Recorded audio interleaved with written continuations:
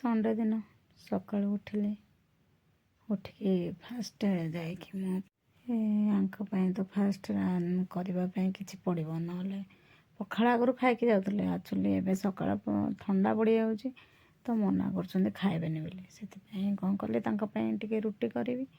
ରୁଟି କରିଦେଲି। ତାପରେ ରୁଟି କରିବି, ପୁଣି ସେ ତା ରୁଟି ସାଙ୍ଗରେ କିଛି ତ ପୁଣି କରିବି। ପୁଣି ଟିକେ ଆଳୁ କଷା କଲି, ଆଉ ରୁଟି ଆଳୁ କଷା ତାଙ୍କୁ ଦେଇକି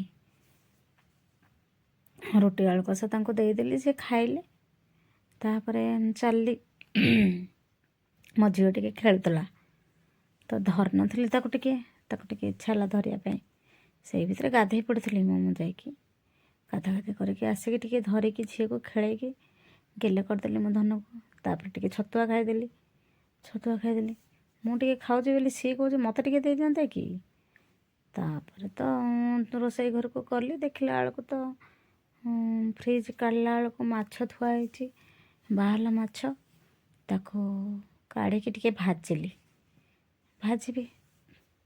ଆଜି ତ ନଣନ୍ଦରାଣୀ ଆସିବେ, ତେଣୁ ସିଏ ମୋତେ ଫୋନ୍ କରିକି କହିଦେଲେ କି ମାଛ ତ କରିବ, ଗଲେ ମୁଁ ପଖାଳ ଖାଇବି। ତେଣୁ ମାଛ ତରକାରୀ ପାଇଁ ମାଛଟା ତ ଆଉ ଭାଜିଲେ ଭଲ ଲାଗିବନି, ମାଛଟାକୁ ଟିକେ ଫ୍ରାଏ କରିଦେଲି। ଫ୍ରାଏ ଟାଇପ୍ର ଜୁକୁଜୁକିଆ ଟାଇପ୍ର କରିଦେଲି ମାଛ ଫ୍ରାଏ। ଆଉ ଶୁଖୁଆ ଟିକେ ଥିଲା, ପିତା ଶୁଖୁଆ, ତାକୁ ଟିକେ ଭାଜିଲେ ତାଙ୍କୁ ଭଲ ଲାଗେ।